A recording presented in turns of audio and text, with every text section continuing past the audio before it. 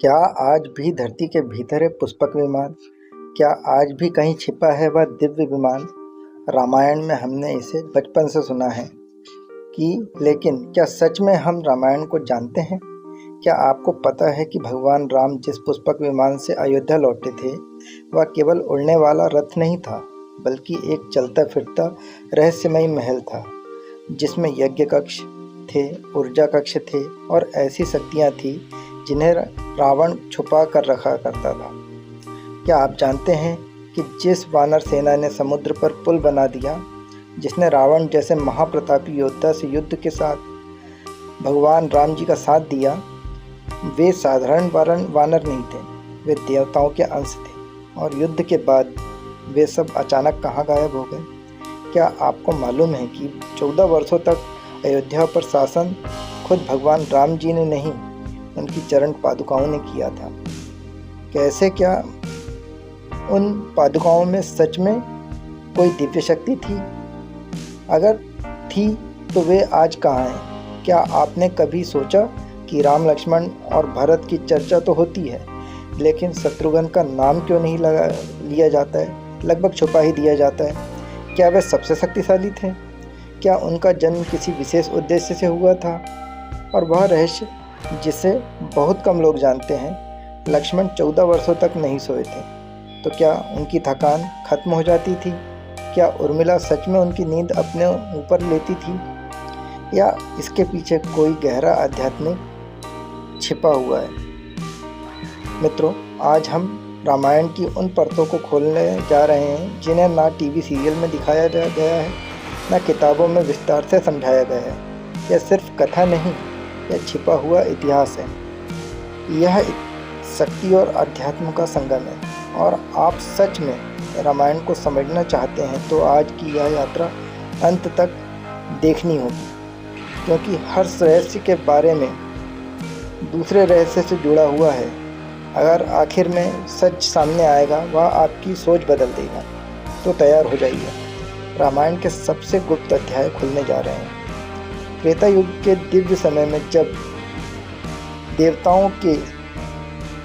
देवताओं को आपस में पूर्ण आभा में थे, तब भगवान विश्वकर्मा केवल एक विमान नहीं बना रहे थे, उन्होंने एक आकाशीय शक्ति केंद्र की रचना की थी। पुष्पक विमान का निर्माण साधारण धातुओं से नहीं, बल्कि मंत्र सिद्ध द्रव्य मिश्र धातुओं से हुआ था। उसके निर्माण के समय उसमें विशेष वैदिक मंत्रों द्वारा ऊर्जा स्थापित की गई थी, जिससे वह केवल यांत्रिक वस्तु नहीं रहा, बल्कि चेतन संरचना बन गया। वह अपने स्वामी के संकल्प को पहचान सकता था। उसकी गति इतनी तीव्र थी कि वह एक ही दिन में महासागरों, पर्वतों और राज्यों को पार कर सकता था। वह वायु से तेज, ध्वनि से परे और दिशाओं से स्वतंत्र था।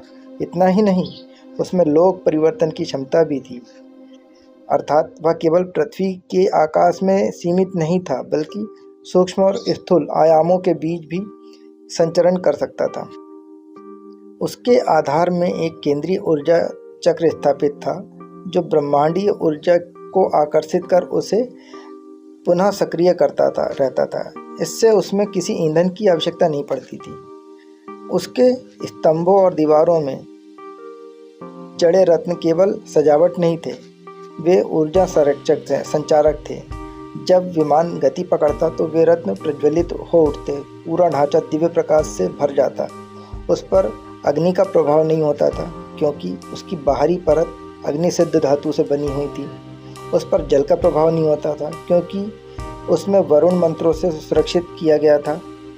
और उस पर वायु का भी प्रभाव नहीं होता था, क्योंकि उसकी गति स्वयं वायु से भी अधिक थी, और सूर्य की प्रखर किरणें भी उसे क्षति नहीं पहुंचा सकती थी, क्योंकि उसकी संरचना तेजस तत्व से संतुलित की गई थी। कहा जाता है कि उसके चारों ओर एक अदृश्य सुरक्षा कवच सक्रिय रहता था, जो किसी भी अस्त्र या ऊर्जा या आघात को पहले ही निष्प्रभाव कर देता था। यही कारण था कि उसे अजय दिव्य विमान कहा गया। सबसे पहले वह कुबेर के पास था। कुबेर जब उसमें बैठते तो वह देवलोक, यक्षलोक और पृथ्वीलोक के बीच यात्रा करते थे। वह उनका वैभव था, उनकी दिव्य सत्ता का प्रतीक था। लेकिन जब रावण ने अलकापुरी पर विजय प्राप्त की, तब पुष्पक उसके अधिकार में आ गया और यहीं से उसकी शक्ति का दूसरा अध्याय शुरू हुआ। रावण केवल एक योद्धा नहीं, वह दशानन इसलिए कहलाता था कि उसके सिर थे, बल्कि इसलिए कि उसके ज्ञान के आयाम थे। वह वेदों, आयुर्वेद, ज्योतिष, संगीत, तंत्र और युद्ध शास्त्र का ज्ञाता था। उसने कठोर तपस्या से ब्रह्मा जी से वरदान प्राप्त किया था। वह भगवान शिव का परम भक्त था। कहा जाता है कि उसने कैलाश पर्वत तक के उठा लिया अपनी शक्ति के प्रदर्शन में। कुछ मान्यताओं के अनुसार उसने ग्रहों की स्थिति को अपने पक्ष में करने का प्रयास किया, यहाँ तक कि शनि देव को भी नियंत्रित करने का साहस किया। यह उसकी असाधारण शक्ति और बढ़ते हुए अहंकार का प्रतीक माना जाता है। काल को बांध लेने की कथाएं भी उसके इसी आत्मविश्वास का दर्शाती है, मानो वह समय की गति को भी चुनौती देने का सामर्थ्य रखता हो। जब पुष्पक उसके पास आया, तब उसने उसे केवल राजसी वाहन नहीं रहने दिया, उसने उसमें विशेष साधना कक्ष स्थापित किए। एक विशाल यज्ञ कक्ष था, जहाँ वह महाकाल और भगवान शिव की उपासना करता था। वहाँ विशेष रत्नों से बने वेदियाँ थीं, जिन पर बैठकर वह अनुष्ठान करता और दिव्य शक्तियों को जागृत करता था। उस कक्ष में रखी यज्ञ सामग्री साधारण नहीं थी। दुर्लभ वनस्पतियों, मंत्र सिद्ध आहुति, द्रव्य और दिव्य रत्न जिसमें उत्पन्न ऊर्जा पर विमान में फैल जाती थी और उसकी शक्ति कई गुना बढ़ा देती थी। एक यांत्रिक ऊर्जा कक्ष था, जहाँ चारों दिशाओं में रक्षित मंडल बने थे। वहाँ बैठकर रावण अपनी मायावी शक्तियों को बढ़ाने और सूक्ष्म शक्तियों को साधता था। एक शस्त्र कक्ष था, जहाँ उसके दिव्य अस्त्र सुरक्षित रहते थे, वे अस्त्र जिनकी कंपन से ही वातावरण भारी हो जाता था। एक गुप्त ऊर्जा संरक्षण कक्ष था, जहाँ वह अपनी तपस्या से अर्जित शक्ति को स्थिर करता, मानो पुष्पक स्वयं उसकी चेतना का विस्तार बन गया हो। कुछ वर्णनों में यह भी कहा जाता है कि विमान के भीतर ध्यान कक्ष और राजसभा कक्ष भी थे, जहाँ वे आकाशीय यात्रा के दौरान राज्य संचालन के निर्णय करता। जब वह पुष्पक उन साधना कक्षों में अनुष्ठान करता, तो विमान के स्तंभों में जड़े रत्न प्रकाशमान हो उठते, ऊर्जा मंडल घूमने लगते, पूरा ढांचा कंपन करने लगता, जैसे वह जीवित हो। उसकी चेतना और विमान की संरचना एक हो जाती थी।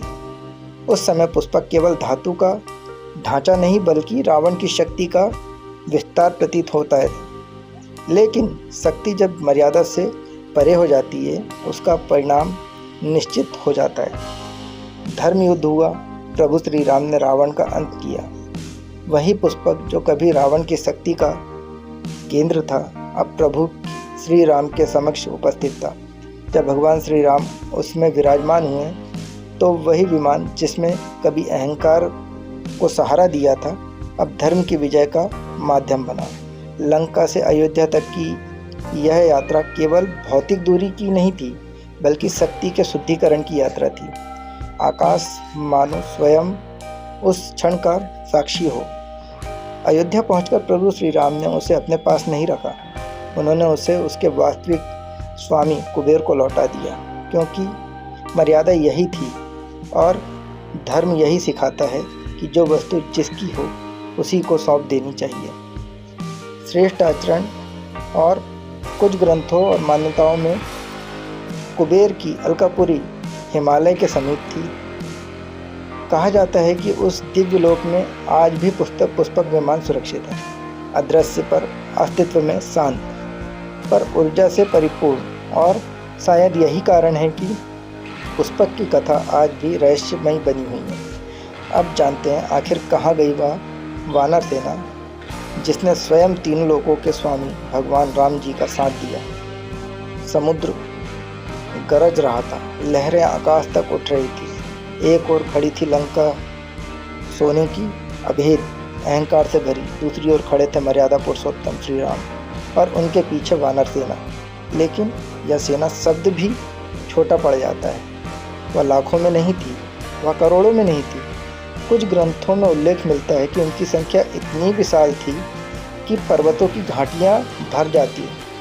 वनों का हर वृक्ष किसी योद्धा की उपस्थिति से कांप उठे। जब वे एक साथ दहाड़ते तो पक्षी आकाश छोड़ देते।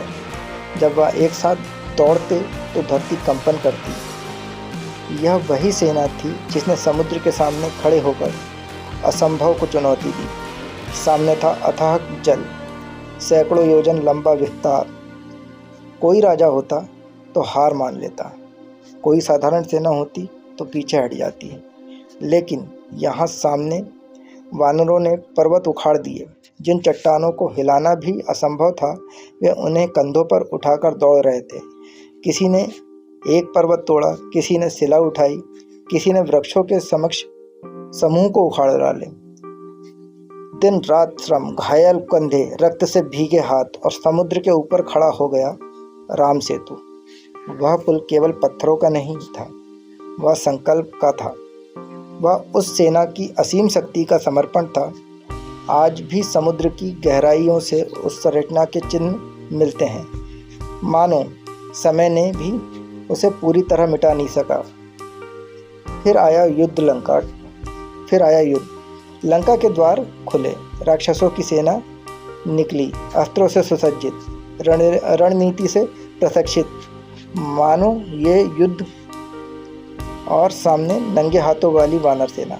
लेकिन जब पहला टकराव हुआ तो राक्षसों को समझ आया कि किससे भिड़े हैं। वानर केवल दांत और नख से नहीं लड़े, उन्होंने रथों को उठाकर फेंक दिया, हाथियों को गिरा दिया, दुश्मनों को हवा में उछाल दिया। जब वे छलांग लगाते तो आकाश क्षण भर के लिए ढक जाता। जब वे पर्वत उठाते तो ऐसा लगता मानो धरती का हिस्सा टूटकर चल पड़ा हो। कुंभकर्ण जैसा महावीर जब रणभूमि में आया तो उसके हर कदम से धरती कांपी। लेकिन वानर सेना पीछे नहीं हटी, वे उसके पैरों पर टूट पड़े, उसके शरीर पर चढ़ गए, पर्वत उसके ऊपर दे मारे।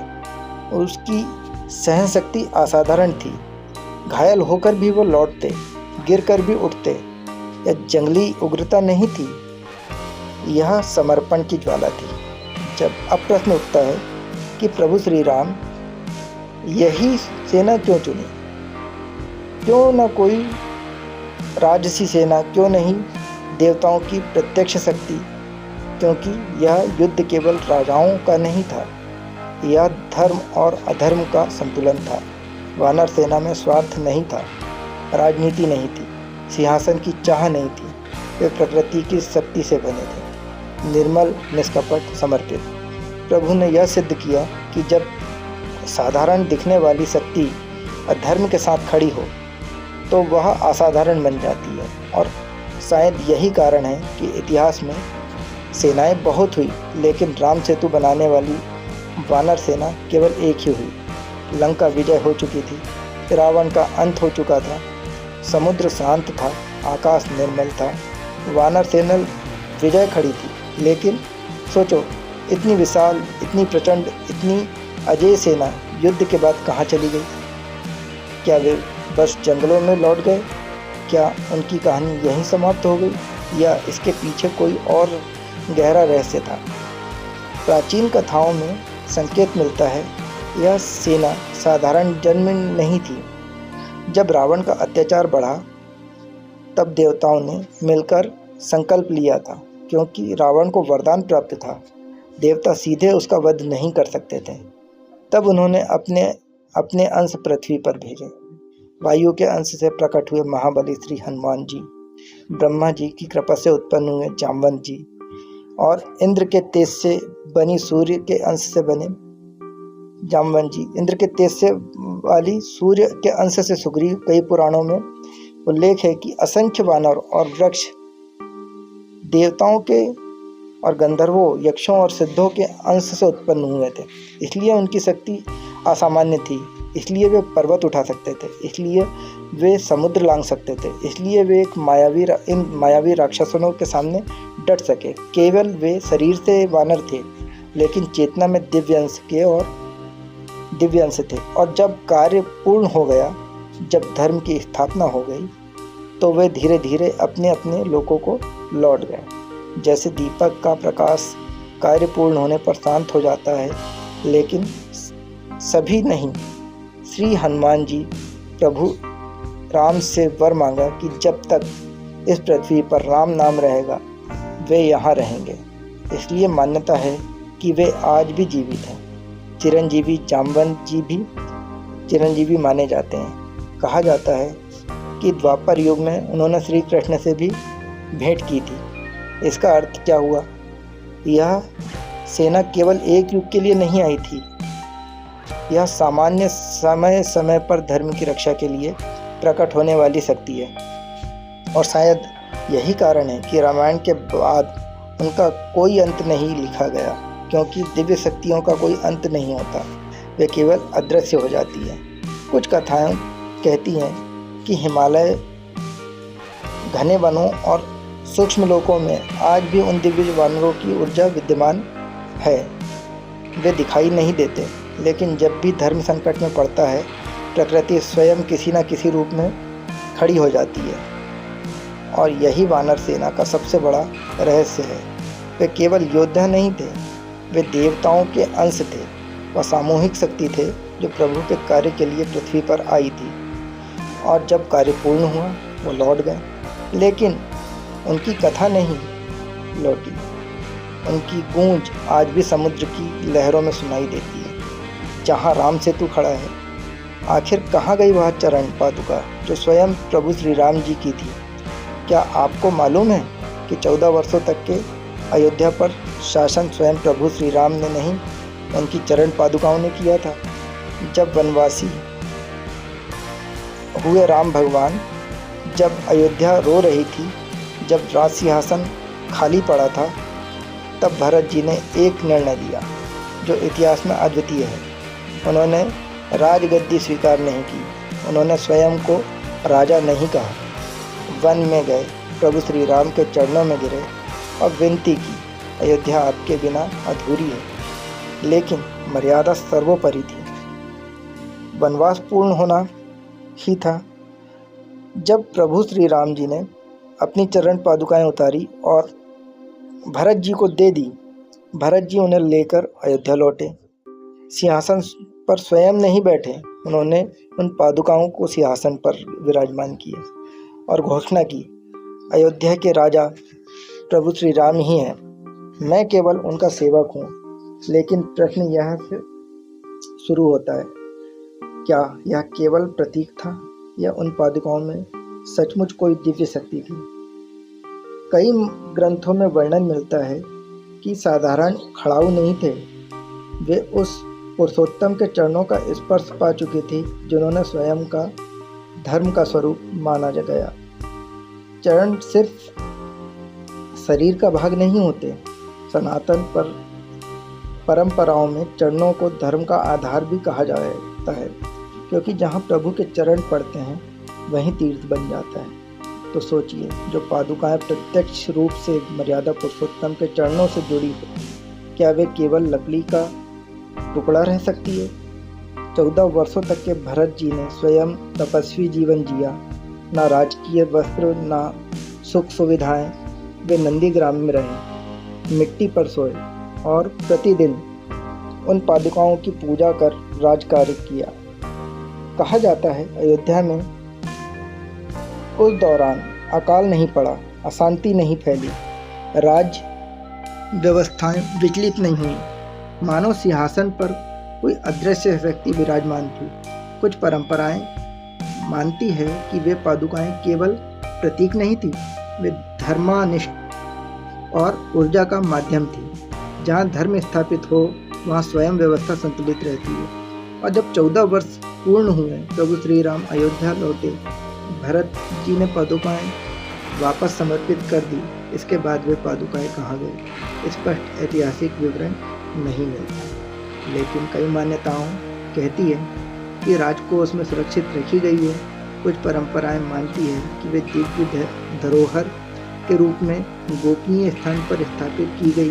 कुछ कथाएं यह भी संकेत देती हैं कि प्रभु की दिव्य वस्तुएं स्वयं के साथ सामान्य दृष्टि से ओझल हो जाती है, क्योंकि उनका कार्य पूर्ण हो चुका है। आज भी भारत में कई स्थान ऐसे हैं जहाँ राम पादुका के नाम से पूजित की जाती है, लेकिन मूल पादुकाएं कहाँ हैं? या रहस्य आज भी अनसुलझा है, और शायद यह इस कथा की गहराई है। राज्य को चलाने के लिए सत्ता नहीं, धर्म चाहिए।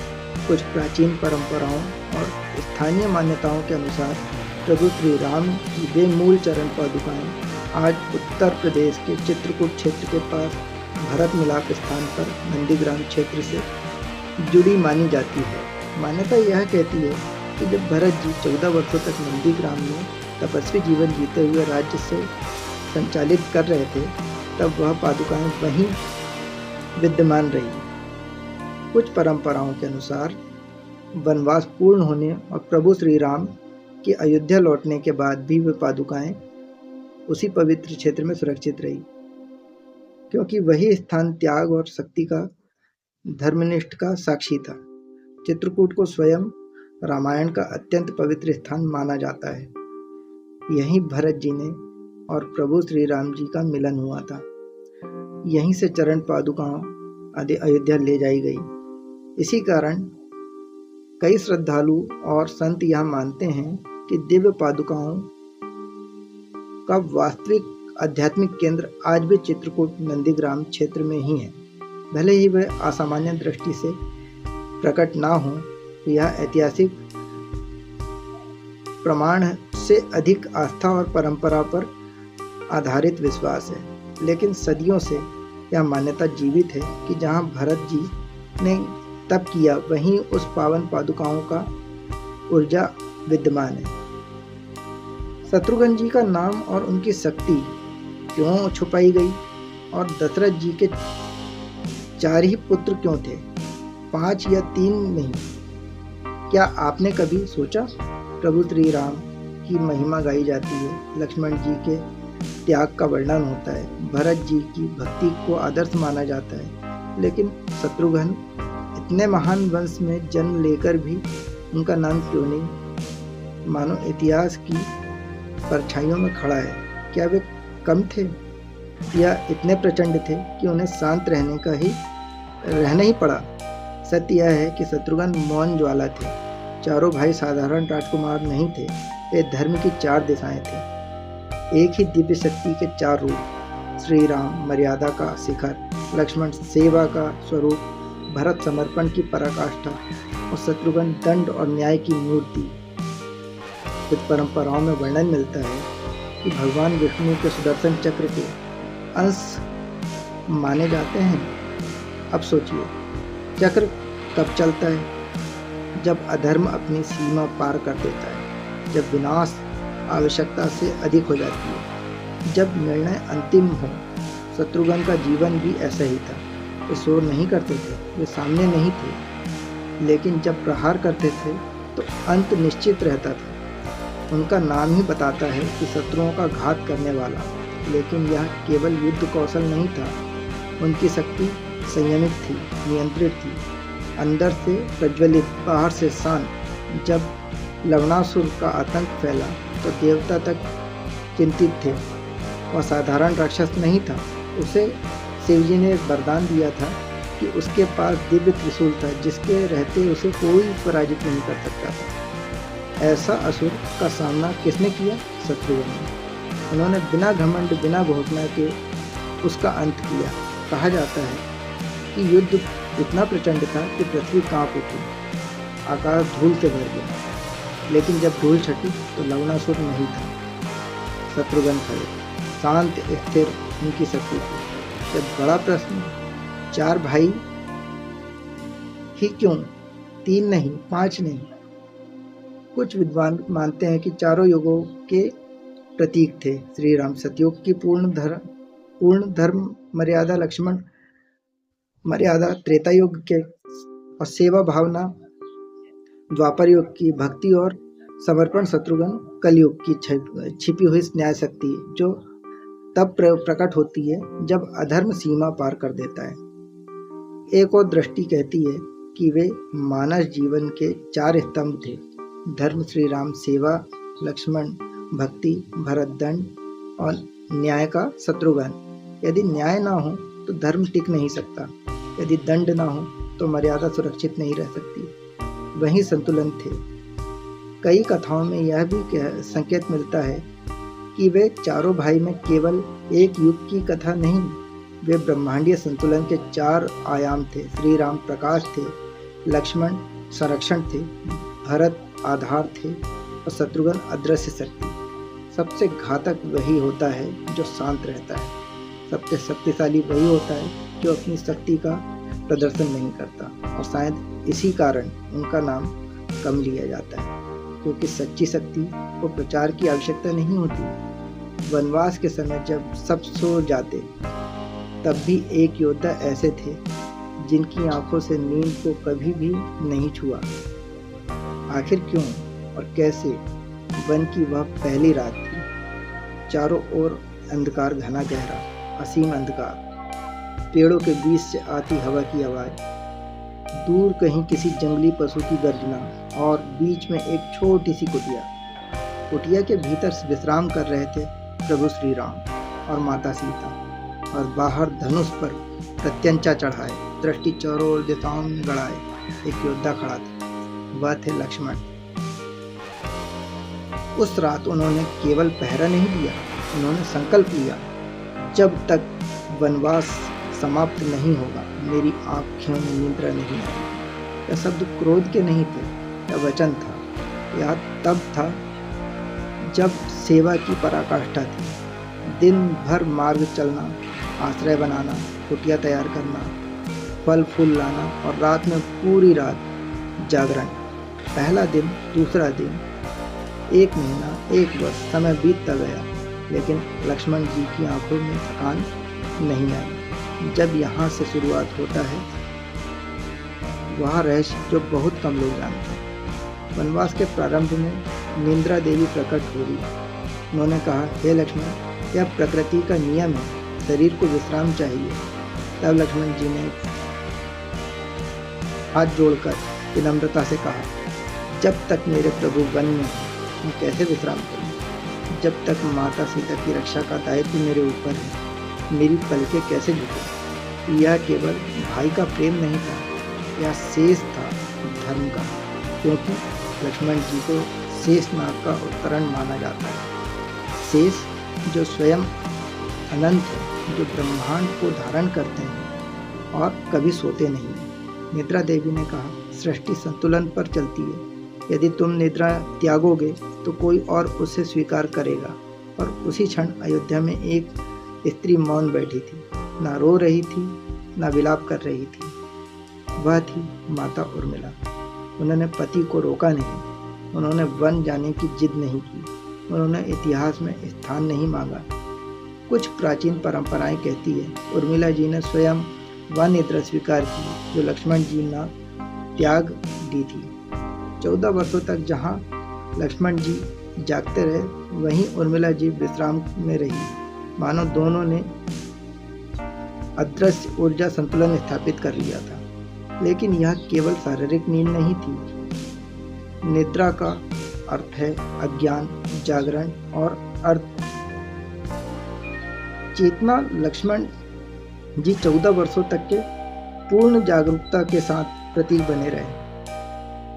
हर सरसराहट पर ध्यान, हर आहट पर सतर्कता, हर संभावित खतरे पर तत्परता। जब शूर्पणखा आए तो लक्ष्मण जाग रहे थे, जब खरदूषण आए लक्ष्मण जाग रहे थे, जब रावण ने माया रची लक्ष्मण चौकस थे।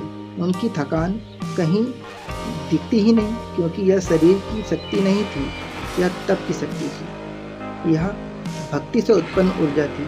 जब मन पूर्ण रूप से समर्पित हो जाता है तो शरीर सीमाओं से परे उठ जाता है। योग शास्त्र में एक अवस्था होती है योग निद्रा, जिसमें शरीर विश्राम में प्रतीत होता है लेकिन चेतना जागृत रहती है। कुछ विद्वान मानते हैं कि लक्ष्मण जी उसी अवस्था में थे। वे सोते नहीं थे, वे जागृत समाधि में थे।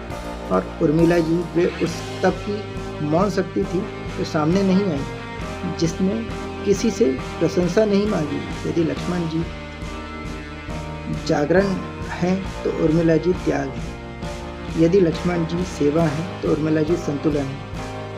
वनवास केवल श्री राम जी की परीक्षा नहीं थी, वह चारों भाइयों और उनकी पत्नियों की परीक्षा थी। 14 वर्ष बीते, वनवास समाप्त हुआ, अयोध्या में दीप जले, लेकिन उस विजय में एक जागरण था और एक मौन तप। आज भी जब कोई निस्वार्थ सेवा करता है, जब कोई अपने प्रिय के लिए अपनी नींद त्याग देता है, तो वह उसी परंपरा का अंश होता है। और यही इस कथा का सबसे बड़ा रहस्य है। लक्ष्मण जी केवल जाग नहीं रहे थे, तो 14 वर्ष तक धर्म की रक्षा के लिए चेतना बनकर खड़े हुए थे। और उर्मिला जी केवल सोई नहीं थी, वे 14 वर्षों तक त्याग की प्रतिमा बनकर इतिहास को संतुलित कर रही थी। आज की वीडियो में बस इतना ही। जय श्री राम।